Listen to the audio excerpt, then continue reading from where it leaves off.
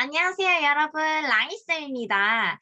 오늘은 비 오는 날이면 가리봉동에 가야 한다는 소설에 대해서 배워볼 건데요. 여러분들 혹시 양기자 소설가의 원미동 사람들이라는 소설 들어본 적 있나요? 네, 맞아요. 이 작품은 원미동 사람들이라는 소설의 연작 소설 6번째 작품인 비 오는 날이면 가리봉동에 가야 한다라는 작품입니다. 자, 이 작품에 대해서 우리가 한번 배워볼까요? 먼저 작품에 들어가기에 앞서서 작품에 대해서 한번 알아보는 시간을 가져볼게요.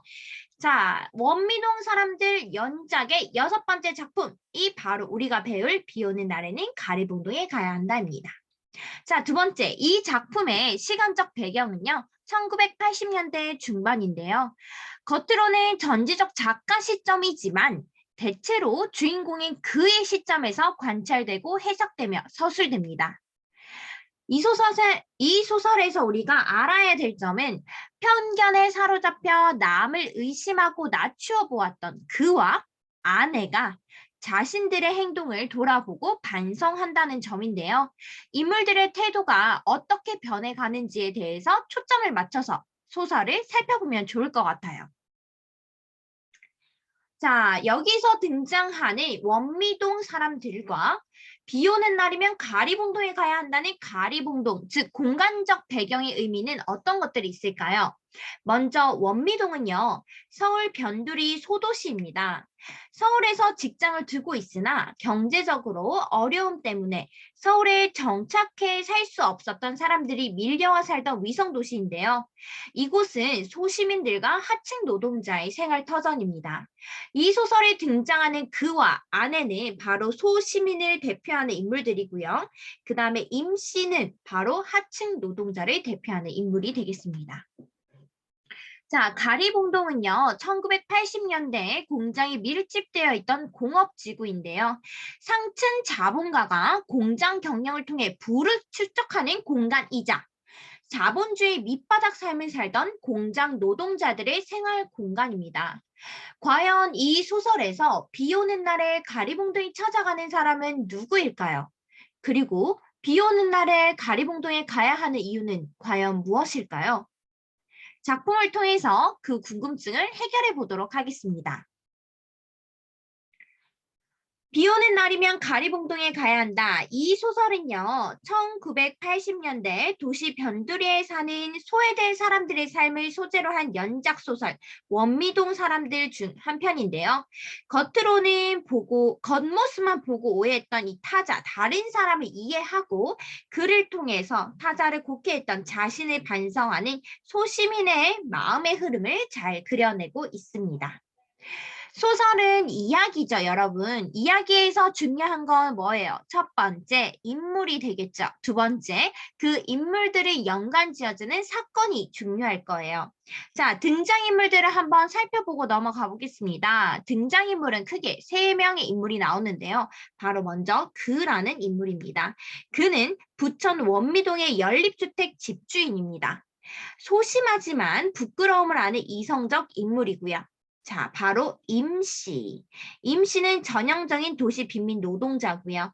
겨울에는 연탄 장수, 여름에는 막일꾼으로 일하고 있습니다.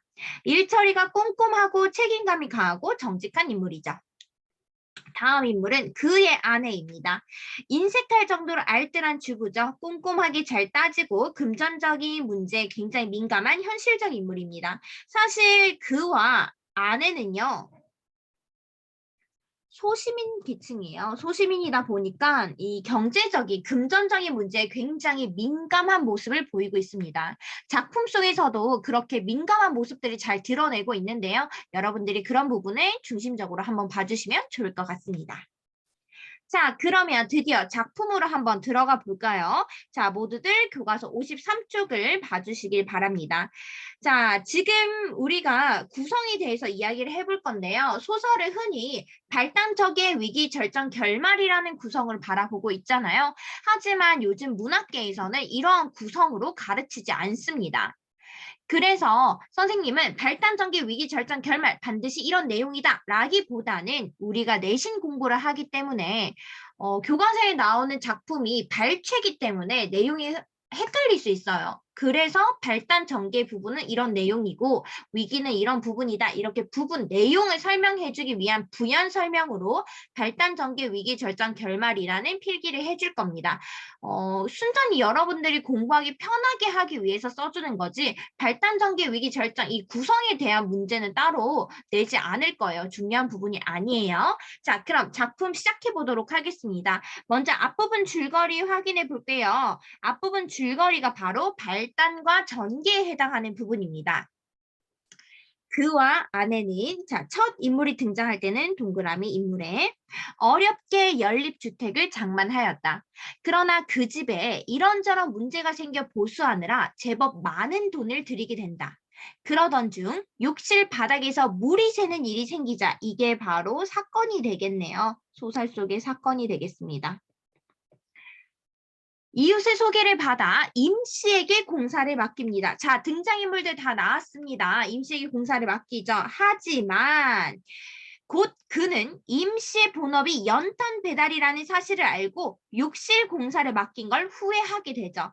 즉 그와 아내는요. 임씨를 불신하는 이유가 등장하고 있죠. 바로 집수리 공사의 비전문가이기 때문입니다. 발단과 전개에서는 그와 아내가 처한 상황과 임씨를 불신하는 이유에 대해서 설명하고 있는데요. 새로 장만한 집에 문제가 생기는 사건이 발생하고 이제 인물들이 모두 등장을 하고 있습니다. 자, 본문으로 넘어오면 바로 위기 부분부터 교과서에 등장하는데요. 한번 살펴보겠습니다. 오늘 일 끝나기는 어렵겠죠? 아내는 내일까지 일이 계속된다는 게 벌써부터 지겨운 듯 했다. 그럴 거야. 움직일 때마다 발뿌리에 차이는 세간살이들을 이리저리 옮겨 놓으며 그는 건성으로 대답했다. 그 비슷한 말을 임씨에게도 해보았더니 임씨 역시 건성이었다. 사장님이야 며칠이 걸려도 아무 상관없지요. 견적 뽑은 대로만 주시는 거니까요. 나머지는 지가 백날이 걸려도 하자 없이 해놀리만 남은 셈입니다. 임씨의 말대로라면 당일에 끝낼 속셈은 아닌 듯 싶었다. 즉 그와 아내는요. 임씨가 일부러 일을 더디게 하거나 공사비를 부풀리거나 대충대충 일하려는 수작을 부릴 거라고 생각을 하고 있습니다. 젊은 인부는 30분쯤 일하고 나면 담배 한 대에 냉수 한 컵 하는 식으로 일을 질질 끌고 젊은 녀석 단속하랴, 자신이 하는 일에 신경 쓰랴, 입으로 한몫하랴, 임시 속도도 그가 보면 더디기 짝이 없었다. 자, 여기서 새롭게 등장한 젊은 인부와 젊은 녀석은 동일한 인물이고요. 임시가 아니라 임시의 보조 일꾼을 말하고 있습니다. 하기야 뭐 이런 공사가 국수 가닥 뽑아내듯 쑥쑥 뽑혀 나오는 재미를 주는 일이 아니겠지만 깨고 드러내고 긁어대고 하는 일은 한참 후에 들여다보아도 그게 그 모양이었다. 그렇다고 감독관 마냥 문 앞에 버티고 서서 잔꾀를 부리지 않도록 감시하고 있을 수도 없는 일이어서 그는 어슬렁거리며 집안 이곳저곳을 기웃거렸다. 자, 여기에서 알 수 있다시피 막노동 일을 하는 인물에 대해서 근거 없는 불신이 나오죠. 그리고 소시민으로서 돈이 오고 간 일에 초조해하고 불안해하는 심리가 드러납니다. 자, 여기서 그와 아내는 제가 말했듯이 소시민입니다. 그래서 이 소시민들이 경제적으로 굉장히 힘들다 보니까 예민해요. 경제적으로. 그래서 이러한 부분들이 계속 소설 속에 등장을 합니다. 그런 부분들을 여러분들이 집중적으로 봐주시면 좋을 것 같아요. 자, 다음 페이지로 넘어가겠습니다. 왔다 갔다만 하지 말고 직접 가서 지켜보세요. 일꾼들이나 원래 주인이 안 보면 대충대충 덮어버리는 못된 구석이 있다고요. 자, 아내의 대사를 통해서 타인에 대한 근본적인 불신이 느껴지네요. 이 대사가 굉장히 중요한데요. 일상의 크고 작은 거래에서 흔히 볼 수 있는 소시민적 초조함 혹은 피해의식이 드러나 있습니다. 시금치 나무를 묻히면서 아내가 행여 들릴까봐 낮은 소리로 소곤거렸다. 갓난애나 징징 울어대면 애복이나 하려만. 아이는 배만 부르면 새근새근 잠들어 버리는 터라 사실 그가 할 일은 딱히 없는 형편이었다. 그는 하는 수 없이 다시 목욕탕을 들여다보지 않을 수 없었다. 마침 임씨가 젊은이에게 건지상에 가서 새 파이프를 가져오라고 시키고 있을 때였다. 욕조에서 세면대로 구부러지는 이음새 쪽에 사달이 생긴 모양이었다. 땀방울을 흘러내리는 얼굴을 쳐들어 올리며 임씨가 말했다. 이렇게 땀방울을 흘릴 정도로 열심히 일하는 임씨의 모습을 볼 수 있습니다. 사장님, 수도 좀 열어보세요. 이곳에서 물이 솟구칠 것 같은데. 임씨가 시키는 대로 계량기에 꼭지를 비틀고 돌아와 보니 아닌 게 아니라 그 자리에서 물줄기가 솟아오르고 있었다. 보세요. 요걸로 한 번만 내려치면 완전 분수처럼 솟구칠 테니까. 임씨가 옆에 놓여있던 흙손으로 파이프를 살짝 내려치자 이내 감당할 수 없을 만큼 물이 터져 나오기 시작했다. 완전 사갔어요, 사장님. 어서 계량기 잠그세요. 터진 데 찾았으니 일은 다 한 거나 마찬가지라고요. 임씨는 젊은 인부를 기다리는 사이 아내에게 냉수를 한 컵 청했다. 일을 다 한 거나 진배 없다는 일꾼의 말에 기분이 좋아진 아내가 청량 음료를 한 컵 가득 따라주며 다짐했다. 세면대나 변기는 손댈 건 없겠지요? 예, 사모님, 다른데 파이프는 구부러지게 이을 필요가 없거든요. 이 자리는 맨 처음 시공 때부터 욕조를 안 치느라 닥달을 해댄 모양이에요. 목을대를 울리며 임씨는 맛있게 음료수를 들이켰다. 여름 한철 집수리 일이나 한다는 사내치고는 꽤 정확한 솜씨가 아닌가 하여 그는 새삼 사내의 몰골을 자세히 뜯어보았다. 자, 임 씨의 원래 직업은 무엇입니까? 맞아요. 연탄 배달이죠. 연탄 장수예요. 그러면 연탄은 언제 뗍니까? 늦가을부터 겨울이 때니까 굉장히 그때가 연탄이 제일 필요할 때죠. 그러면 더운 날에는 연탄 배달을 하지 못하잖아요. 그럼 임씨는 어떤 일을 한다? 맞아요. 여름 한철 집수리 일, 막일 하는 거죠. 하루 벌어서 하루 먹고 사는 그런 일을 하고 있습니다. 자, 그런 그가 전문가도 아닌 그가 생각보다 꽤 정확한 솜씨로 일하는 거 아닌가 해서 그는 꽤 정확한 솜씨로 일하는 것을 보고 임씨에 대한 인식이 바뀌는 부분입니다. 자, 여기서부터 그의 인식이 살짝 조금씩 바뀌고 있어요. 그러나 완전히 해소된 건 아니에요, 여러분. 인물들의 태도에 꼭 주목하셔서 보셔야 됩니다. 원래는 자주색이었을 티셔츠는 잦은 세탁으로 누런빛이었고 얼마나 오래 입었는지 검정 고무줄이 삐져나온 추리닝 허리께는 서툰 손바느질로 터진 싯밥을 꿰맨 자리가 어지러웠다. 작은 체구에 비하면 어깨 근육이나 팔목의 힘줄은 탄탄하게 보였고 더위로 상기된 얼굴은 이제 막 밭을 갈다 나온 농부처럼 건장해 보였다. 자, 여러분 지금 뭐 하고 있습니까? 맞아요. 바로 인물의 외양 묘사인데요. 이 외양 묘사를 통해서 인물에 대한 정보를 알 수 있습니다. 첫 번째, 인물의 초라한 차림새를 통해서 넉넉하지 않은 형편임을 추측할 수 있죠. 여러분, 원래는 자주색이었는데 잦은 세탁으로 누런빛으로 변했대요. 여러분들은 옷이 이렇게 바랜 색을 가진 옷 가지고 있어요? 없죠. 옷이 바라면 우리는 새로운 옷으로 갈아입죠. 그런데 그럴 여유조차 없는 게 바로 임씨의 모습이었습니다. 자, 두 번째, 임씨의 탄탄한 체구를 통해서 노동으로 신체가 단련되어 있다는 것을 알 수 있습니다. 그가 얼마나 이러한 일에 단련이 되어 있는지 외양 묘사를 통해서 알 수 있습니다. 지물포 주씨가 칭찬하던 대로 일을 잘하시네요. 여기서 나온 지물포 주씨는 임씨를 소개시켜준 인물입니다. 그는 슬쩍 사내를 치켜 세웠다. 치켜 세운 거는 정도 이상을 크게 칭찬했다는 거죠. 인간이란 칭찬 앞에 약한 법이다. 하물며 저 단순한 육체 노동자의 말로 이런 귀간지러운 말에 자신의 온 힘을 바치지 않겠는가. 그는 자신의 한마디가 잘 계산해서 내놓은 작품임을 은근히 자만하였다. 자, 여러분 여기서 잘 보세요. 이 인물, 그가요, 칭찬하는 이유는 목적이 따로 있어요. 바로 임씨가 더욱 일을 잘 할 수 있도록 부추기려고 하는 거죠. 진짜 일을 잘해서 칭찬을 하는 게 아니야. 내가 칭찬하면 당연히 더 잘하겠지? 라는 생각이죠. 그리고 여기서 나와 있는 이 단어. 저 단순한 육체 노동자라는 어감이 어때요? 굉장히 부정적이죠. 이 어감을 통해서 우리는 뭘 할 수 있다? 임씨에 대해서 그가 굉장히 낮추어 보고 있다. 본인보다 낫다고 생각한다는 것을 알 수 있습니다. 임 씨가 칭찬이나 질책과 같은 것에 좌우되는 타율적인 인간일 것이라고 깔보는 태도가 전제되어 있죠. 바로 그가 임 씨를 생각하는 태도입니다.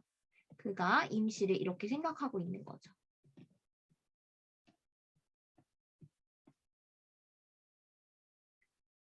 헌데 임 씨의 반응은 계산과는 다르게 빗나갔다.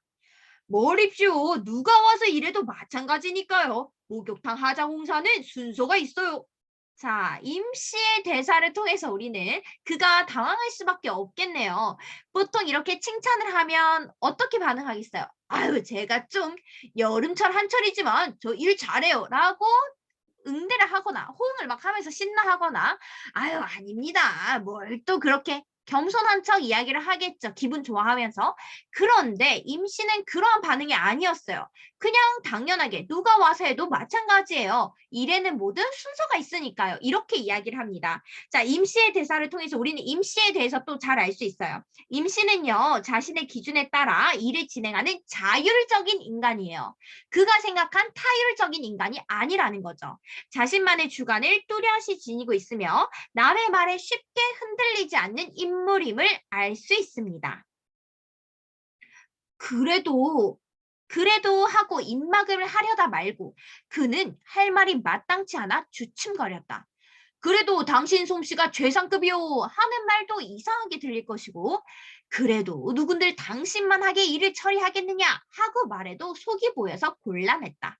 지금 그가 굉장히 당황한 상황을 알 수 있습니다. 그때 임씨가 이렇게 말하네요. 사모님, 오늘 일이야 하자 없이 잘해드릴 테니 겨울 연탄은 저희 집 것으로 떼세요. 저야 뭐 연탄 장수 아닙니까? 라고 이야기를 합니다. 자, 임씨는요, 그의 칭찬에 호응해서 욕실 공사에 대해 언급하기보다는 본업이죠. 연탄 장수의 일을 홍보합니다. 이야기가 이쯤 이르면 그는 더욱 할 말이 없어진다. 되려 임 씨의 자기 선전 앞에서 스스로의 대답이 궁색해졌다.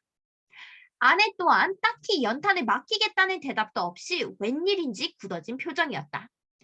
고양이 어디요?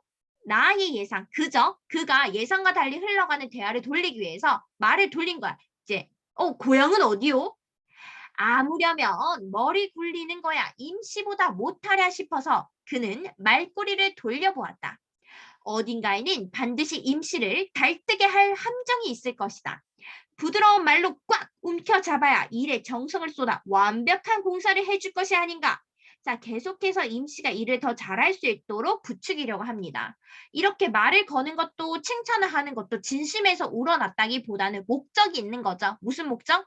내가 칭찬을 하고 너를 달뜨게 하고 기분 좋게 하면 넌 우리 집 봉사 더 잘해야 돼 라는 태도를 보여주고 있습니다. 고양이요? 임씨는 반문하고서 쓰게 웃었다. 고향이 어디냐고 묻지 말라고 뭐 유행가 가사도 있지 않습니까? 고향 말하면 기가 막혀요. 벌써 한 7, 8년 돼가네요. 경기도 이천 농군이 도시 사람 대보겠다고 땅 팔아갖고 나와서 요 모양 요 꼴입니다. 그 땅만 그대로 잡고 있었어도. 자, 지금 임씨의 대사를 통해서 우리는 많은 것을 알 수 있습니다. 임씨의 고향은 어디다? 오, 맞아요. 경기도 이천이다. 그리고 임씨가 고향을 떠나온 것을 후회하고 있다는 게 직접적으로 대사를 통해서 드러나죠. 그리고 완전히 정리를 하고 도시로 왔기 때문에 돌아갈 고향이 없는 뿌리 뽑힌 도시 빈민이라는 자괴감을 가지고 있음을 이 대사를 통해서 알 수 있습니다. 여러분, 소설 속에서 서술자가 모든 정보를 주진 않아요. 여러분들이 인물의 대사나 행동 그리고 태도를 통해서 그들의 정보를 계속해서 모으셔야 합니다. 다음 생략된 부분 줄거리입니다.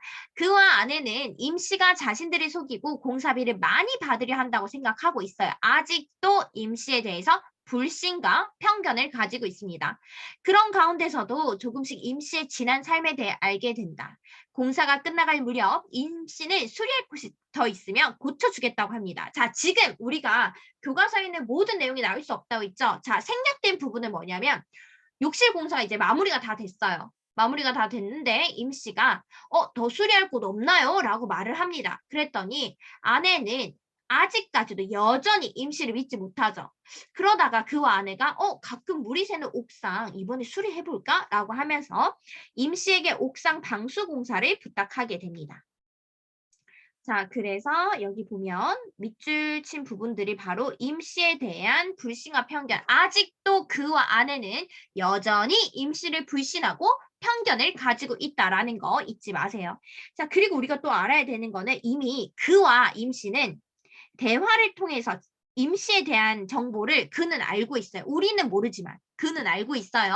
선생님이 이렇게 이야기해주는 이유는 그 다음 지문에서 우리가 임씨에 대한 정보들이 많이 나오는데요. 여러분들이 그런 정보를 잘 보셔야 합니다. 임씨는 그의 머릿속에서 어떤 생각이 굴러가는지 알 바 없이 재빠른 솜씨로 방수액을 섞은 시멘트 배합물을 깨부셔 놓은 자리에 이겨 바르게 여념이 없었다. 실내 공사야 관계없지만 일껏 방수를 해놓고 굳기 전에 비라도 내리면 산통이 깨질 것이므로 그는 어두워오는 하늘을 쳐다보았다. 여름 하늘이 노상 그렇듯 서너 장의 먹장구름이 둥씩 떠있고 먹장구름 뒤로 물결 같은 잔구름이 남풍을 타고 흐르고 있었다. 여름날의 변덕 많은 날씨를 어찌 잡아두랴 싶어서 그는 흙 묻은 손을 털었다. 지금 임씨가 옥상 일을 하는데 옆에서 그가 거들어주고 있는 상황이에요, 여러분. 임씨의 하는 일이 대충 마무리 단계인 듯 싶어 담배나 한 대 피우며 쉬어볼까 해서이다. 여름엔 비도 잦은데 그러면 일을 못해서 어쩝니까? 비가 오면 비가 오는 대로 할 일이 있습죠. 흙손을 내두르는 그의 손놀림이 더 빨라졌다. 어느새 주위가 군청빛으로 어두워오고 있었다. 비가 오면 또 다른 벌이가 있어요. 비가 오는 날엔 아침부터 가리봉동에 가야 합니다. 자, 여러분, 우리는 이미 수업을 하기 전에 작품을 읽었기 때문에 임씨가 왜 비 오는 날 가리봉동에 가야 하는지 이유를 알아요. 하지만 여태까지 나온 지문에 의하면 우리는 가리봉동에 가는 이유를 알 수 있어요? 없어요? 없습니다, 여러분. 특히 국어 내신 시험에서는 여러분들이 표면성에 나와 있는 정보를 통해서 아셔야 돼요. 미리 공부했던 내용을 대입해서 하시면 안 됩니다. 아셨죠? 여기까지 나온 지문에서는 임씨가 가리봉동에 가는 이유가 절대로 나와 있지 않아요. 잘 기억해 주세요. 가리봉동에? 예, 사장님은 몰라도 됩니다요. 아무튼 비가 오면 난 가리봉동으로 갑니다. 임씨가 잠시 일손을 멈추고 알 수 없는 표정을 언뜻 지었다. 이렇게 힘든 일을 매일같이 계속했으면 비 오는 날 하루쯤은 쉬어야 할 게 아닌가? 하고 말해주려다가 그는 입을 다물었다. 누군들 쉬고 싶지 않을 거냐는. 하루에 두 끼는 라면으로 배를 채우는 식구들을 거느린 가장으로서 어찌 비 오는 날이라 하여 아랫목에서 뒹굴기만 하겠냐는데 생각이 미쳤던 까닭이다. 자, 여기서 하루에 두 끼 라면으로 배를 채우는 식구들을 거느린 이 가장은 누구예요? 바로 임씨입니다. 우리는 임씨가 정말 생각보다 훨씬 더 힘든 형편이다. 넉넉하지 못한 형편이라는 것을 알 수 있습니다. 여기까지 위기의 내용인데요. 위기의 내용은 임씨에 대한 그와 아내의 불신과 공사 도중에 알게 된 임씨의 삶입니다. 자, 다음은 절정인데요. 간단하게 여겼던 옥상의 공사는 의외로 시간을 끌었다. 옥상 공사는 원래 하기로 한 게 아니었어요, 여러분. 아내가 추가로 부탁한 공사였습니다. 홈통에 물이 잘 빠질 수 있도록 경사면을 맞춰야 하는 것도 시간을 더디게 했고 깨놓은 자리에 기왕의 자리에 이음새 자리로 물이 새지 않도록 면을 고르다 보니 조금씩 더 깨부셔야 하는 추가 부담도 잇따랐다. 사실은 옥상 공사가 금방 끝날 거라 생각해서 맡겼는데 아내도 옥상 공사가 생각보다 너무 까다로운 일이었어요. 이미 밤은 시작된 것이나 진배 없이 이웃집들의 창문에는 하나둘 불이 밝혀졌다. 시간이 흘렀죠. 저녁에서 점점 밤으로 넘어가는 시간입니다. 그런데도 임씨는 만족하다 싶을 때까지 일손을 놓고 싶지 않은 모양이었다. 이리 재고 저리 재고 그러고도 모자라 이왕 덮어놓은 곳을 한 번에 으깨어버리고 또 새로 흙손질을 거듭하곤 했다. 옆에서 보고 있자니 임씨는 도무지 시간 가는 줄을 모르는 사람 같았다. 몇 번씩이나 옥상에 얼굴을 디밀고 일의 진척은 살피던 아내도 마침내 질렸다는 듯이 입을 열었대요. 여러분, 자, 몇 번씩이나 옥상에 올라온 아내는 왜 그럴까요? 그렇죠. 임씨가 일을 제대로 하는지 안 하는지 감시하려고 한 겁니다. 자, 여러분도 제가 감시를 해야 될 것 같아요. 지금 온라인 수업이라서 선생님이 영상을 계속 올리고 있는데 얼굴 안 보인다고 집중 안 하고 수업 열심히 안 들으면 안 돼요, 여러분. 국어는요, 선생님 수업만 열심히 들으시면 여러분들 시험 잘 칠 수 있어요. 졸면 안 돼. 알겠죠? 집중. 얼굴 안 보인다고 대충 하기 없어요. 집중해서 들어주시고요. 여태까지 계속 하고 있었는데 제가 말이 조금 빠르거나 필기를 다 못한 친구들은 알죠? 일시정지하고 천천히 필기하신 다음에 수업 들으시면 됩니다. 대강 해주세요. 날도 어두워졌는데 어서 이제 내려오시라고요. 다 되어 갑니다, 사부님. 하던 일이니 깨끗이 손봐드려야죠. 다시 방수액을 부어 완벽을 기하고 이음새 부분을 손가락으로 몇 번씩 문대어 보고 나서야 임씨는 허리를 일으켰다. 자, 임씨가 일에 임하는 태도가 굉장히 꼼꼼하고 책임감이 강해요. 그래서 그와 아내도 두 손 두 발 다 들었어요. 이 사람 너무 일을 꼼꼼하게 잘하니까요. 임씨가 일에 몰두해 있는 동안 그는 숨소리조차 내지 않고 일하는 양을 지켜보았다. 저 열 손가락에 박인 공기의 대가, 공기는 여러분 옹이의 방언인데 굳은 살을 말하는 거예요. 이 굳은 살의 대가가 기껏 지하실 단칸방이 생활뿐이라면 좀 너무하지 않나 하는 안타까움이 솟아오르기도 했다. 아, 임씨는요, 지하실 단칸방에서 가족들과 생활하고 있나 봐요. 임씨에 대한 정보가 계속 나오고 있죠. 자, 그는요, 이렇게 열심히 일하는 그가, 그리고 심지어 열 손가락에 굳은 살이 박힐 정도로 열심히 일한 그가, 이렇게 힘든 생활을 하고 있다는 건 좀 너무한 거 아닌가 하면서 임씨의 궁핍한 처지에 안타까움을 느끼고 있습니다. 목욕탕 일도 그러했지만 이 사람의 손은 특별한 데가 있다는 느낌이었다. 자신이 주무르고 있는 일감에 한치의 틈도 없이 밀착되어 날렵하게 움직이고 있는 임씨의 열 손가락은 손가락 그 이상이 무엇이었대요. 자, 일솜씨가 뛰어난 임씨에 대한 감탄이 드러나고 있습니다. 사실 처음에는 이 사내가 견적대로 돈을 다 받기가 민망하여 우정지연해 보이는 열정이라고 여겼다. 여러분, 공사는요, 처음 공사를 시작하기 전에 견적을 먼저 뽑아요. 그럼 이제 견적을 다 하고 난 다음에 공사를 막 시작하면은 이제 견적서에 돈이 있잖아. 그런데 맨 처음 우리가 그 화장실 공사에서 이야기를 했다시피 생각보다 일이 빨리 끝난 거야. 그래서 임씨랑 그와 아내는 임씨가 일을 빨리 끝내서 민망하니까 돈 더 받으려고 더 고칠 데 없나요? 이렇게 이야기한 거 아닌가라고 생각을 했어요. 그리고 옥상 일을 중간에 잠시 그가 집에 내려갔을 때 아내도 그렇게 얘기를 했단 말이야. 둘 다 그렇게 생각을 했다는 거죠. 예상외로 옥상 일이 힘든가 보죠. 저 사람도 이제 세상에 공돈이 없다는 사실을 깨달았을 거예요. 이렇게 얘기했어요. 그러니까 생각보다 옥상 일이 힘드니까 본인은 그냥 일부러 지어낸 거, 일을 대충 했으니까 일을 좀 더 하고 견적대로 돈을 받으려고 하는 거 아니었나? 라고 부부는 그렇게 생각했단 말이야. 그런데 그게 아니었던 거죠. 자, 우정 지연의 열정으로 단정한다면 당한 쪽은 되려 그들이었다. 이 그들 누구예요? 바로 그와 아내죠. 이 부부입니다.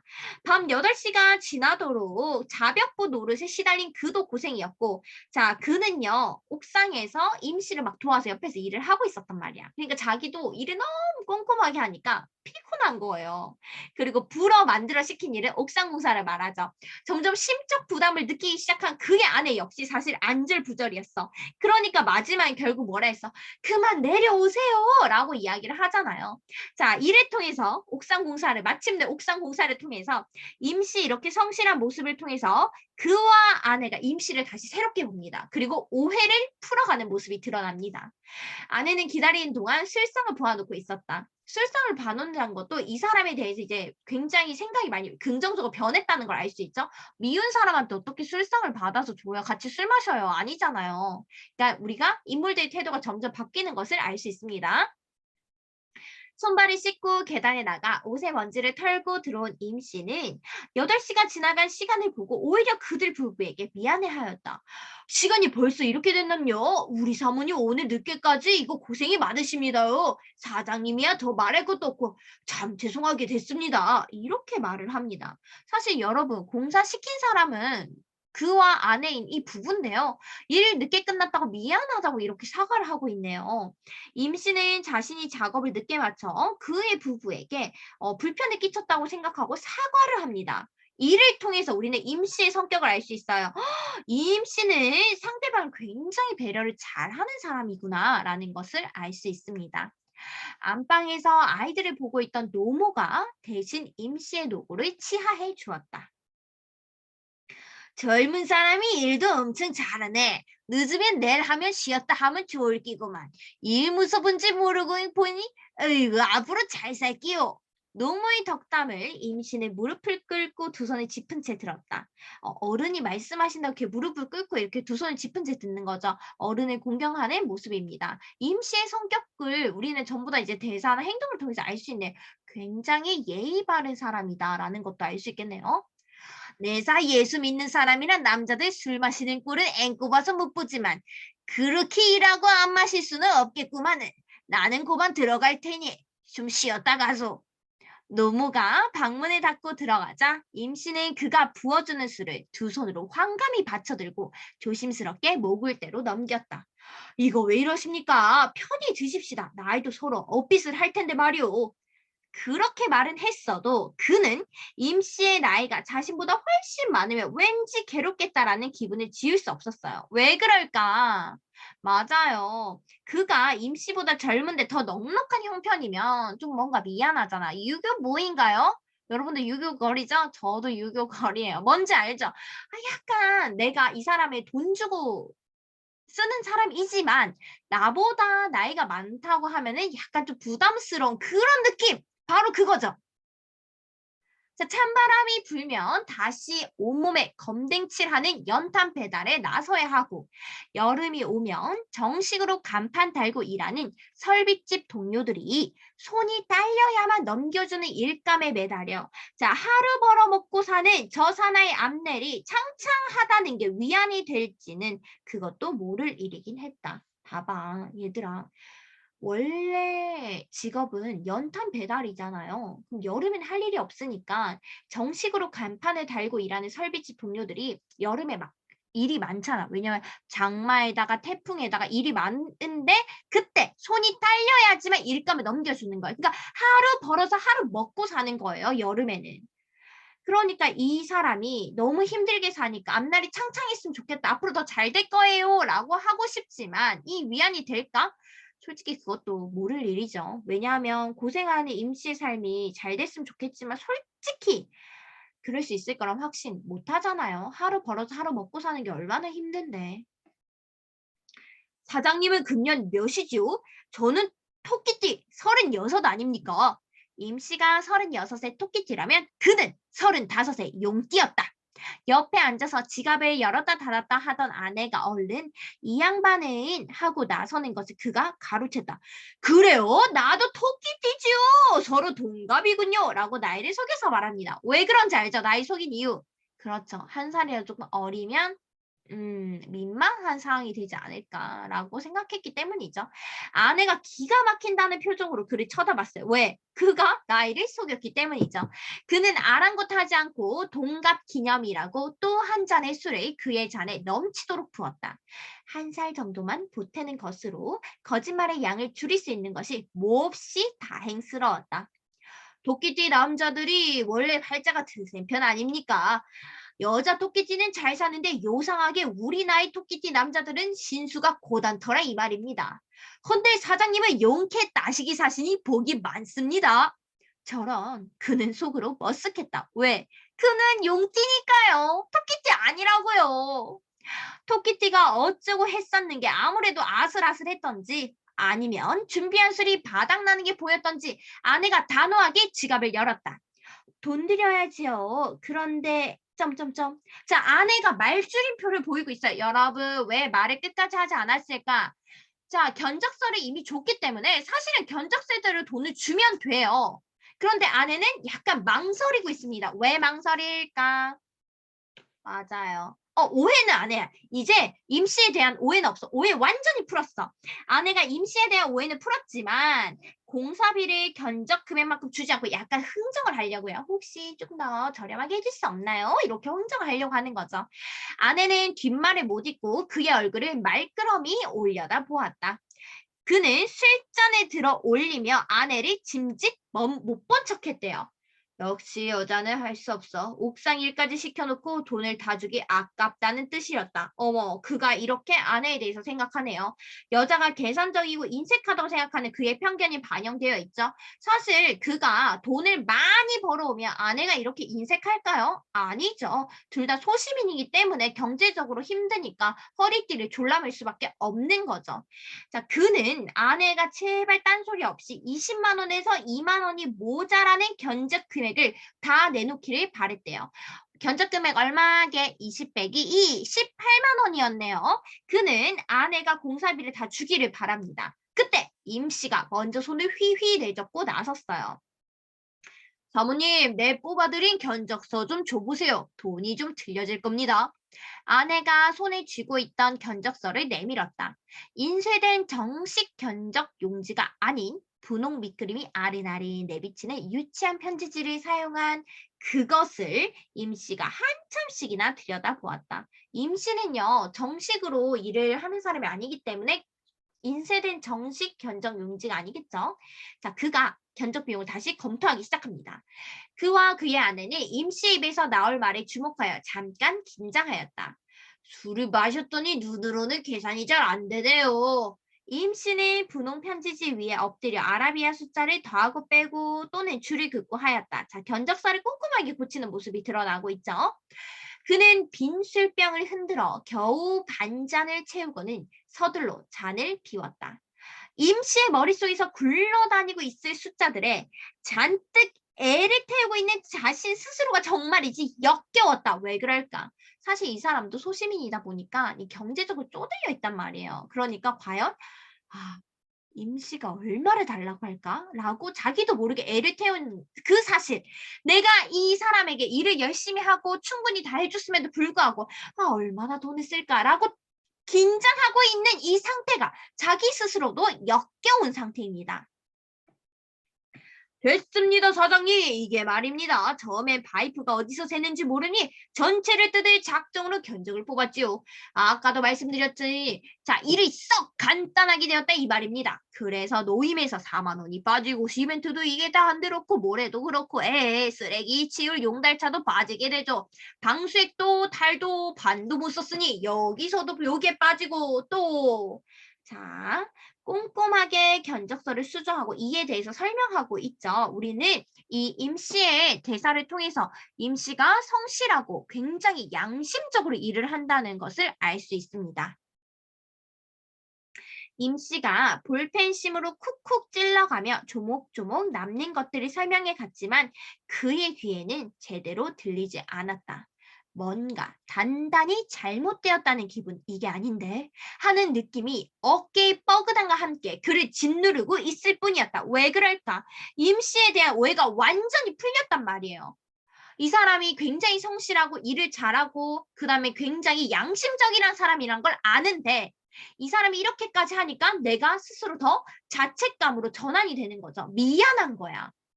그렇게 해서 모두 7만 원이면 되겠습니다. 어머, 7만 원이래요. 원래는 18만 원이었죠. 지금 굉장히 적은 금액을 제시하는데요. 심지어 옥상 일을 했음에도 불구하고 적은 금액을 제시하네요. 우리가 놀랐듯이 임씨의 분홍 편지지를 받은 아내도 놀라고 그도 놀랐어요. 그녀는 분명 7만 원이란 소리가 믿기지 않는 모양이었다. 7만 원요? 그럼 옥상에 들어간 재료비도 여기 다 들어있습니다. 그거야 뭐 몇 푼 되나요? 그럼 우리가 너무 미안해서 점점점 여기에서 말줄임표는 뭐예요? 임씨가 한 일에 비해서 너무 적은 금액이니까 당황한 거야. 그래서 아내가 이변에는 호소하는 눈빛으로 그를 쳐다봅니다. 할 수 없이 그가 이제 끼어들죠. 계산을 다시 해봐요. 처음에는 18만 원이라고 했지 않소? 이거 돈을 더 내시겠다 이 말입니까? 에이, 사장님도 제가 어디 공일 해줬나요? 조목조목 다 계산해 넣었습니다요. 옥상이랑 품값은 지가 서비스로다가 서비스? 자, 이렇게 서비스를 해줬대요. 그는 아연해서 임씨의 말에 되받았대요. 그럼요. 저도 서비스할 때는 서비스하지요. 그는 입을 다물어 버렸다. 도끼 뛰면서도 사장님이 왜 잘 사는가 했더니 역시 그렇구만요. 다른 집에서는 노임 한 푼이라도 더 깎아보려고 온갖 트집을 다 잡는데 말입니다. 제가요, 이 무식한 노가다가 한 말씀 드리자면요. 앞으로 이 세상 사시려면 그렇게 마음을 물러서는 안 됩니다요. 저는요, 받을 거 다 받은 거니까 이따 겨울 돌아오면 우리 연탄이나 좀 갈아주세요. 자, 이 대사를 들은 그가 굉장히 뜨끔뜨끔하겠죠. 왜냐하면 본인이 임씨를 처음에 의심했잖아요. 여기 임씨가 말하는 다른 사람들처럼. 그래서 그 상황과 연결되어서 그는 너무 부끄러워요. 그래서 그 스스로 자기가 반성을 하고 부끄러움을 일으키는 부분이 바로 이 임씨의 대사입니다. 임 씨는 아내가 내민 7만 원을 주머니에 쑤셔 놓고 자리에서 일어섰다. 그는 1층 현관까지 내려가 임 씨를 배웅하기로 했다. 어두워진 계단을 앞서거니 뒤서거니 내려가면서 임 씨는 연장 가방을 몇 번이나 난간에 부딪혔다. 시원한 밤 공기가 현관 앞을 나서는 두 사람을 감쌌고 그는 무슨 말로 이 사내를 배웅할 것인가 궁리해 보았다. 수고했다는 말도 고맙다는 말도 이 사내의 서비스에 대면 너무 초라하지 않을까? 왜냐하면 임시의 성실하고 정직한 모습에 자기가 부끄러움을 느껴요. 왜냐하면 자기는 처음에 이 사람을 굉장히 의심하고 불신했단 말이에요. 그런데 진심으로 서비스를 하는 이 사람을 보면 자기가 너무 부끄럽고 초라하니까 수고했어요, 고마워요 라는 말하는 것도 너무 미안하고 부끄러웠기 때문이죠. 여기까지 소설이 끝이 납니다. 절정이죠. 임씨의 성실하고 정직한 일처리에 그와 아내는 드디어 임씨에 대한 오해 풀었어요. 완전히 풀었고 선입견을 가졌던 자신들을 스스로 반성해야 하고 부끄러워합니다. 마지막 결말 부분 줄거리 내용 한번 볼까요? 미안함을 느낀 그는 임씨와 함께 슈퍼에 가서 술을 마셔요. 술을 마시던 중에 임씨로부터 비 오는 날이면 못 받은 연탄값을 받기 위해 가리봉동 스웨터 사장을 찾아간다는 사연을 듣게 됩니다. 자, 여러분, 스웨터 사장을 찾아가는 거, 비 오는 날에 가리봉동에 가는 이유는 결말에 등장을 합니다. 요거 잘 기억하세요. 앞부분에선 여러분들도 모르는 거예요. 정보가 나와 있지 않아요. 술에 취한 채 자신의 처지를 한탄하는 임씨를 선뜻 위로하지 못했던 그는 연탄값을 받으면 고향이 돌아가겠다는 임씨의 말을 듣고 안타까워합니다. 사실 왜 안타까울까?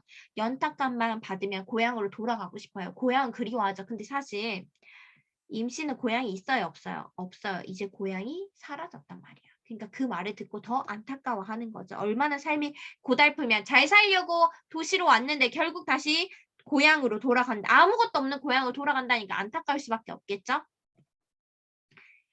결말입니다. 그는 임씨가 비 오는 날이면 가리봉동에 가야 하는 사연을 듣고 이 불평등한 사회에서 힘들게 일하고 있는 임씨를 동정하고 자신의 소시민성을 성찰하게 됩니다. 자, 여기까지 소설이 끝이 나는데요. 여러분, 이제 소설이 끝이 났으니까 우리 소설 전체적인 제재 정리 한번 해볼게요. 갈래는 단편 소설입니다. 그리고 연작 소설이라고 했죠. 원미동 사람들이란 소설 속에 등장하는 6번째 이야기인데요. 이 소설이냐 단편이라서 책을 다 읽어도 여러분들 굉장히 짧아요. 1시간 정도 걸릴 것 같아요. 도서관에 원미동 사람들 책 많으니까 와서 한번 전문을 꼭 읽어보시길 바랍니다. 성격은 사실적, 비판적, 성찰적이고 배경은 1980년대 부천 원미동입니다. 제재, 즉 사건이죠. 소설 속의 사건 뭐예요? 욕실 바닥 공사로 해서 임씨를 만나게 되었잖아요. 주제는 오해로 인한 타자와의 갈등과 타자 이해를 통한 화해가 되겠습니다. 특징 첫 번째, 실제 공간이에요, 여러분. 원미동은 실제 부천 원미동 실제 있는 공간이에요. 그래서 실제 공간을 배경으로 하여 소시민의 삶을 사실적으로 그려내고 있습니다. 두 번째, 등장인물의 대화와 행동을 중심으로 사건을 전개하고 있다라는 거. 그래서 우리는 등장인물들의 대화와 행동을 통해서 인물들에 대한 정보를 얻어내셔야 하는 겁니다. 여기까지 정리를 하면 될 것 같아요. 자, 여러분들 필기하시고요. 이제 선생님이랑 같이 작품 정리하고 문제 풀어보면 이제 작품이 끝이 나겠네요. 작품을 정리해 볼까요? 필기 다 했나요? 좋습니다. 자, 선생님이 미리 말했지만 이 소설에서 가장 중요한 거는 바로 임씨에 대한 그와 아내의 생각 변화인데요. 맨 처음에 이전에는 일을 더디게 하는 임씨를 못 믿어하고 의심을 합니다. 그리고 임씨가 견적보다 더 많은 금액을 요구할까 봐 긴장해요. 하지만 임씨가 성실하게 일을 끝내고 견적보다 낮은 금액을 청구하니까 그때 이후로 이임 씨가 열심히 일하고도 견적서의 금액을 낮게 수정한 것에 굉장히 미안함을 느끼고 임 씨를 의심했던 것에 부끄러움을 느낍니다. 이 부분들 그와 아내가 생각이 바뀌는 부분들이에요, 여러분. 자, 그 다음에 제일 중요한 거는 그라는 인물이 타자, 다른 사람, 임 씨를 이해하는 과정인데요. 자, 잘 보세요, 여러분들. 맨 처음에 임 씨에 대해 편견과 오해를 가지고 있어요. 왜냐면 임 씨가 일을 제대로 하지 않고 공사비를 부풀릴 거라 생각하거든요. 그게 바로 교과서 53쪽, 54쪽 내용이었어요. 그런데 55쪽에서 보면은 임 씨가 일을 잘하는 거예요. 여름 한철 일하는 사람 치고는. 그래서 이 편견과 오해가 부분적으로 해소됩니다. 완전한 해소 아니에요. 잘 기억하세요. 부분적으로 해소가 되고 그 다음에 욕실 공사가 끝나고 그와 임 씨는 이렇게 대화를 막 나누게 되는데요. 그 속에서 임 씨의 삶에 대해서 이야기를 듣게 돼. 그러니까 동정과 연민을 느끼게 되고 임 씨가 이렇게 고된 삶을 살고 있었음을 알게 됩니다. 그래서 옥상 공사를 막 열심히 하고 그의 열 손가락에 뭐예요? 굳은 살이 박혀 있는데 그는 이렇게 열심히 일하지만 맞아요. 단칸방에서 가족들과 생활한다는 걸 듣고 굉장히 안타까워합니다. 자, 그리고 나서 편견과 오해가 완전히 해소되는 부분이죠. 자, 술을 한잔 하면서 견적서를 고치면서 견적서를 하나하나 뜯어 고치면서 다 설명을 해주죠. 그의 성실하고 꼼꼼하고 굉장히 공정한 부분들을 보면서 임 씨가 우리가 잘못 생각했구나. 임 씨는 굉장히 정직한 인물이구나. 우리의 편견과 오해가 완전히 해소되게 됩니다. 네, 그라는 인물이 임씨, 타자를 이해하는 과정은 굉장히 중요해요, 여러분. 이 부분은 여러분들이 잘 보셔야 합니다. 왜냐하면 이 소설에서의 포인트는 타자 이해니까요. 자, 다음으로 넘어가 보도록 하겠습니다. 자, 여러분들 이 소설의 내용을 바탕으로 하여 임씨를 소개하는 인물 카드 작성해 보겠습니다. 임씨, 나이는 36살, 토끼띠, 고향 어디예요? 그렇지, 경기도 이천, 사는 곳은 경기도 부천시 원미동입니다. 하는 일은 뭐예요? 본업은? 그렇죠. 겨울에 연탄 판매와 배달을 합니다. 부업, 여름에 집수리 일은? 맞아요. 하루 벌어서 하루 먹고 사는 막일을 하고 있다라는 거. 2번, 이 소설을 바탕으로 하여 임시를 소개하는 인물 카드. 자, 인물 정보죠. 생활 수준 어때요? 경제적으로 굉장히 어려운 형편입니다. 우리는 그것을 무엇을 통해서 알 수 있나요? 첫 번째, 외양 묘사 뭐야? 그렇죠. 입고 있는 옷이 낡았죠. 두 번째, 식구들이 하루에 두 끼는 라면으로 배를 채워야 한답니다. 얼마나 힘들고 배가 고플까? 세 번째, 지하실 단칸방에 살고 있죠. 네 번째, 하루 벌어 하루 먹고 산다. 임씨의 성품은 굉장히 성실하고 정직하죠. 그리고 책임감이 있는 인물입니다. 자, 2번으로 넘어가 보겠습니다. 2번, 인물들의 태도를 살펴보고 작가가 말하고자 하는 바가 무엇일까요? 자, 맨 처음 임씨는 젊은 인부와 함께 목욕탕 배수 공사를 하죠. 그와 아내는 어떤 태도를 가져요? 맞아요. 부업이란 말이야. 본업이 아니란 말이야. 그래서 실력도 없으면서 공사 대충 하고 돈 많이 받아가려고 하는 거 아니야? 라고 불신합니다. 맨 처음 태도는 불신하죠. 편견과 불신을 가지고 있다라는 거. 두 번째. 자, 임씨의 어떤 모습? 늦은 시간까지 최선을 다해 옥상 방수 공사를 마무리하죠. 욕실 공사가 끝나고 나서 엄청 꼼꼼하게 열심히 옥상 방수 공사를 해요. 그것을 보고 그와 아내는 어때요? 처음 생각했던 거랑 달리 성실하고 꼼꼼하고 실력이 있다라고 생각하지만 아직까지는 완전히 의심을 풀지 않아요. 처음에 본인이 견적서에 산정했던 금액을 다 받기 민망하니까 일이 생각보다 빨리 끝나서 민망하니까 그러는 거 아니야? 라고 의심합니다. 이때까지만 해도 계속 의심을 하고 있다라는 거. 자, 세 번째. 자, 처음 견적서에 비해서 비용이 훨씬 적은 돈을 청구하죠. 그래서 임 씨가 분홍 편지지 위에 썼던 견적서를 꼼꼼하게 고치고 설명까지 해주잖아요. 그것을 보고 임 씨가 성실하고 실력과 책임감만 있는 게 아니라 굉장히 정직한 인물이다라는 걸 알고 본인들이 처음에 가졌던 이 오해와 편견을 너무 부끄럽게 생각합니다. 그리고 너무 이렇게 미안해하죠. 가격이 너무 절반보다 더 적잖아요. 원래는 18만 원이었는데 7만 원 받는데요. 너무하다. 우리가 생각해도 너무 적은 금액 아닌가요? 옥상까지 일했잖아. 계산을 잘 못하신 것 같은데, 임씨? 서비스를 너무 많이 해주신 거 아닌가요? 3번 넘어갈게요. 자, 그와 아내 태도를 통해 작가가 말하고자 하는, 자, 여러분 보세요. 자, 집중.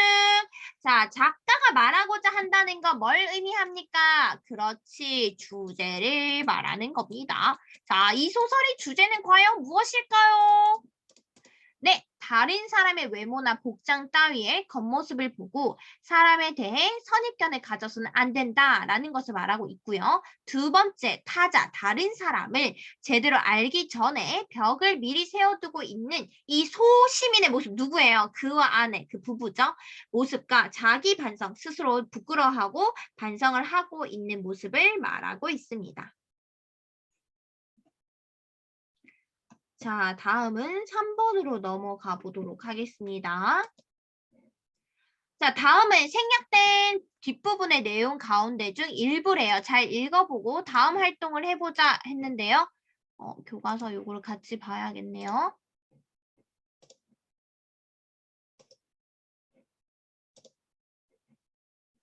공유, 잠깐만. 선생님이 공유가 다 되고 있었나요?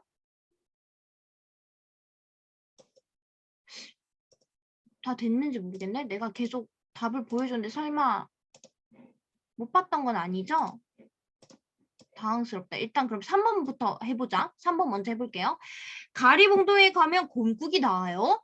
임 씨가 따라주는 잔을 받으면서 그는 온몸을 휘감는 술기운에 문득 머리를 내둘렀다. 아까부터 비 오는 날에는 가리봉도에 간다는 임 씨의 말이 술기운과 더불어 떠올랐다. 곰국만 나오나 큰놈 자전거도 나오고 우리 농구선수 운동화도 나오지요. 마누라 빠마값도 쑥 빠집니다요. 자그만치 80만 원이요. 80만 원. 죄기랄. 쇠타 공장 하던 놈한테 1년 내 연탄을 대줬던 이놈의 연탄값을 떼먹고 야반도주했어요. 공장이 망했다고 엄살을 까길래 내 마음들 좋았겠소. 근데 형씨, 그놈이 가리봉동에 가서 더 크게 공장을 차렸지 뭡니까? 우리네 노가다들 출신이 다양해서 그런 소식이야 제꺼도 들어오지 뭐. 어머, 반전이네요. 쉐터 사장님이 80만 원이나 떼먹었대요. 근데 공장 망했다고 거짓말 치고 더 크게 공장을 차렸다고 합니다.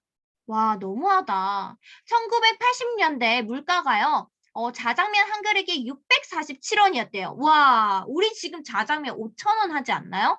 그쵸? 라면 한 개 200원이에요. 잠깐만. 라면 한 개 200원이라면 하루에 두 끼를 라면으로 배를 채우는 임 씨의 가족은 얼마나 힘든 삶을 살고 있는 거예요. 와, 너무하다. 임 씨에게 80만 원을 몇 달치 생활비를 쓸 수 있는 굉장히 큰 돈이네요. 와, 이 스웨터 사장님 진짜 너무하네요. 이 자본가들이 너무한데? 자, 보겠습니다. 다음은 생략된 뒷부분 내용 가운데 일부인데요. 잘 읽고 다음 활동을 해보자 했어요. 1번. 자, 얘들아, 그러면 다음 질문의 답을 생각하면서 이 소설의 제목이 담긴 의미를 해석해 봅시다. 비 오는 날이면 가리봉동에 가야 한다. 왜 맑은 날이 아니라 비 오는 날일까? 그렇죠. 비 오는 날에는 임 씨가 막일뿐이니까 할 일이 없으니까 시간을 낼 수 있는 거야. 근데 맑은 날에는 가리봉동 갈 수 있어요, 없어요? 없어요. 그리고 간다가 아니라 가야 한다라고 말한 이유는 뭘까? 공장주에게 떼인 돈을 받으려는 이 절박한 마음이 간다가 아니라 가야 한다라는 표현으로 더 강하게 느껴지는 거죠. 연탄값은 임씨와 그의 가족이 어떤 의미일까요? 너무 큰 의미일 것 같다, 진짜. 떼인 연탄값은 식구들의 기본적인 생활을 지탱하는 생활비인데요. 이 공장주가 80만 원을 떼먹었기 때문에 안 그래도 어려운 삶을 사는 이 임씨의 가족들은 더욱 힘들 수밖에 없겠네요. 너무 가슴 아픈 이야기네요. 그리고 이 제목에 담긴 의미는 바로 부도덕한 부유층 누구예요? 맞아요. 쇠터 공장 사장이죠. 자본가 또는 사회의 구조적인 모순 때문에 생활난에 빠진 도시 빈민의 절박함입니다. 아무리 열심히 성실하게 일을 해도 가난에서 벗어날 수 없는 이 도시 빈민의 절박함을 비 오는 날에는 가리봉동에 가야 한다라는 제목으로 나타내고 있네요. 너무 가슴 아픈 이야기다. 그쵸, 여러분? 자, 2번 보겠습니다. 2번은 이 소설에 나타난 임씨의 처지를 통해 작가가 비판하고자 한 당시 세태가 무엇인지 모두먼들과 함께 이야기해보자 했는데 뭘까?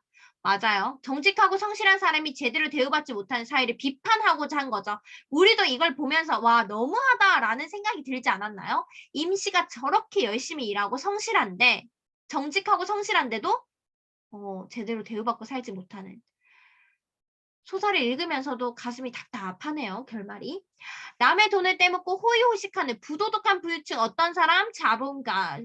가리봉동에 있는 공장주들 보여주는 거죠. 가리봉동이라는 공간은요. 자본가들이 부를 축적하는 공간이자 가장 낮은 계급인 노동자들이 생활하는 공간이죠.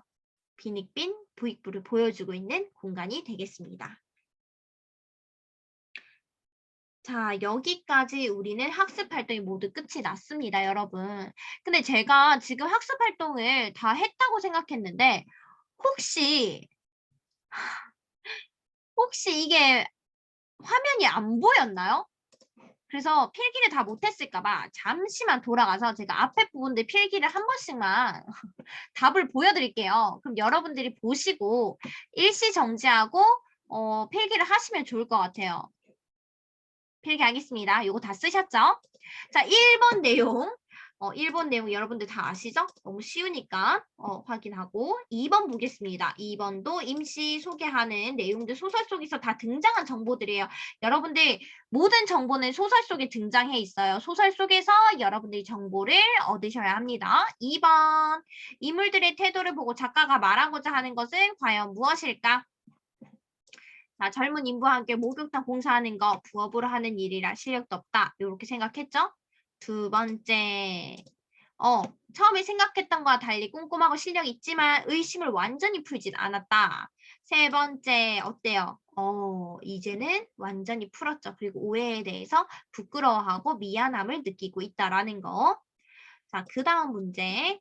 작가가 말하고자 하는 건 주제라고 했습니다. 작가가 말하고자 하는 건 무엇이다? 그렇죠. 이 소설의 주제라고 했습니다. 주제.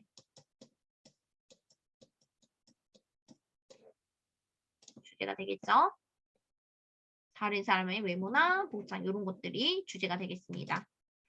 자, 그 다음에 여기까지 3번은 우리가 다 했으니까 넘어가도 되겠죠, 여러분? 좋습니다. 자, 마지막 페이지 보겠습니다. 여러분들 비 오는 날이면 가리봉동에 가야 한다. 마지막 페이지 감상의 뜻 64쪽 마무리하고 오늘 수업은 끝을 내도록 하겠습니다. 안 졸고 열심히 수업 들었나요, 여러분? 선생님 목소리만 들린다고 막 자는 거 아니죠? 그래요. 자, 마지막으로 우리 정리하고 넘어가자. 선생님이 눈에 말했죠. 교과서에서 작품이 끝나면 가장 중요한 건 감상이뜰이라고. 왜냐하면 감상이뜰에는 우리가 배운 내용, 작품에 모든 정보들이 들어있다라고 했습니다. 비 오는 날이면 가리봉동에 가야 한다는 11편을 이루어진 원미동 사람들 연작의 6번째 작품입니다. 서울에서 전세살이를 하다가 연립주택을 사서 부천으로 이사한 한 회사원이 주인공. 그죠? 시간 배경은 1980년대 중반에 어느 광고절이고요. 겉으로는 전지적 작가 시점이지만 대체로 주인공인 그의 시점에서 관찰되고 해석되고 서술되고 있다라는 거. 이걸 바로 초점 화자라고 합니다. 초점 화자. 초점을 맞춰서 화자가 이야기하고 있다는 거죠. 전체적으로는 전지적 작가 시점이지만 그에 맞춰서 서술되고 있잖아. 우리가 아내의 생각과 아내의 말은 잘 안 나오잖아요. 그에 초점이 되어 있다는 거. 요거 잊지 마시길 바랍니다. 자, 작품의 전개에 따라 그는 일을 대충 하고 돈을 부풀려 받을 것이라고 일했던 이 일꾼 임씨가 사실은 성실하고 정직하고 책임감 있는 사람이며 어렵게 살았지만 그런 미덕을 잃지 않는 사람이란 걸 알게 됩니다. 그래서 자신이 이렇게 편견에 사로잡혀서 남을 의심하고 낮추어 보았던 것을 반성하죠. 그 후의 아내도 마찬가지입니다. 결국 이로써 이 소설은요. 타자 이해, 다른 사람을 이해하고 자아 성찰하는 것이 이 소설의 중심이라고 볼 수 있겠습니다. 여기까지. 밑에 자료 창고 문학 속의 이 가리봉동 이야기는 여러분들이 한번 읽어보시면 좋을 것 같아요. 구로공단과 가리봉동 지역은 1960년 이후 우리나라 근대화 과정에서 발생한 산업화, 이촌향도, 도시화, 노동, 운동 및 민주화 운동을 압축적으로 보여주는 공간이에요. 그래서 이런 자료들을 한번 읽어보시면 좋을 것 같습니다. 자, 여러분 드디어 길고 긴 소설 비 오는 날이면 가리봉동에 가야 한다라는 작품이 모두 끝이 났습니다. 와! 자, 지금 집에서 선생님 수업을 듣지 못했던 친구들은 이 강의를 통해서 수업을 잘 마무리할 수 있길 바라고요. 필기 열심히 하시고 혹시나 내용이 이해 안 되는 부분이 있으면 댓글에 남겨주셔도 좋고요. 학교 돌아오셔서 선생님에게 질문해도 좋습니다. 오늘의 국어 라인쌤 수업은 여기까지 할게요. 모두들 고생 많으셨습니다. 다음 시간에 만나요. 안녕!